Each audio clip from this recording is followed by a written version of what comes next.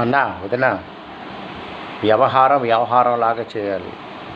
మీరు ఇంత పెద్దోళ్ళు అయ్యి ఉండి, దేవుని సేవలో ఉండి, జ్ఞానం అన్నీ కలిగి ఇలాంటి బుద్ధిహీనమైన పనులు ఎందుకు చేశారు? 50 లక్షలకి ఎవరు ఒప్పుకోమన్నారు? నిర్మలాకి అందులో లేదా? వాళ్ళు నలుగురే బిఎంపీ లలిత పిల్లల ఎలాగ ఒప్పేసుకుని ఎలా డీల్ చేసుకున్నారు? ఎవరిని అడిగి డీల్ చేసి ఎవరిచ్చారు వీళ్ళకి అధికారం? ఎవరిచ్చారు? ఆ చిన్నీస్కి ఎవరిచ్చారు?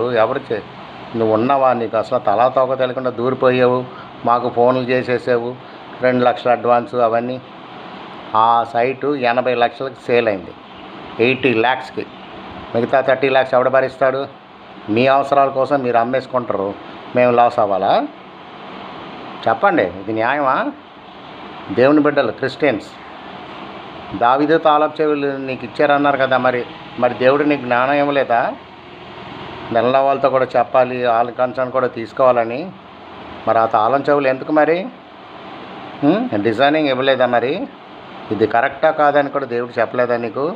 నిర్మలాన్ని కన్సల్ట్ చేయకుండా అమ్మేసుకోవడం అన్నీ, డీల్ చేసుకోవడం అన్నీ, ఒప్పేసుకోవడం, ఇందులో ఏమైంది మీ జ్ఞానం? అందరికీ చెప్తారు కదా, మరి మీరు ఆలోచించుకోరా? అందరికీ తీర్పు తీరుస్తారు కదా, మరి మీరు తీర్పు తీర్చుకోరా? ఇది కరెక్టా కాదని మీరు ఆలోచించుకోరా? ఇలా చేసింది న్యాయమా అని? ఇదే మేము మీకు చేస్తే ఎంతగా మమ్మల్ని ఇబ్బంది పెడతారు.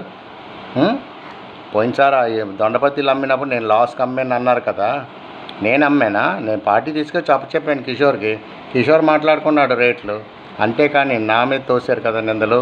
ఇప్పుడు ఈ నిందని మేము ఏం చేయాలి? మేము ఎవరికి చెప్పాలి ఈ లాస్? ఎవరికైనా చెప్పుకుంటే సిగ్గు. ఎలా ఒప్పేసుకున్నారు? 5గురు అన్నప్పుడు 4గురే ఎలాగ మాట్లాడేసుకున్నారు? ఎంతవరకు ఎక్కడ చెప్పినా చిన్న పిల్లోడిని అడిగినా చెప్తాడు ఇది రాంగ్ అని.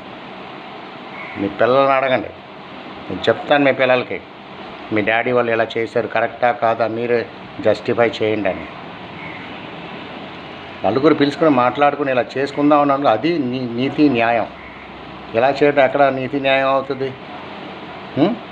కరెక్టేనా? అసలు కొంచెం ఆలోచించండి, నేను ఎందుకు ఇలా మాట్లాడుతున్నాను.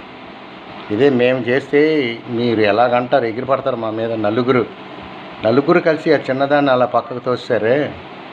అపార్ట్మెంట్ మేము 27 లక్షలకు అడిగితే 24 అడిగితే 27కి అమ్మేశారే. కొంచెం కూడా కరుణ దయ లేకుండా చెల్లి మీద 3 లక్షల కోసం మాకు ఇవ్వలేదే. మరి మీరు ఎంత లాస్ చేశారు కదా, మరి మేము భరించాలా దీనికి? చూసుకోండి, దేవుడే మాట్లాడతాడు.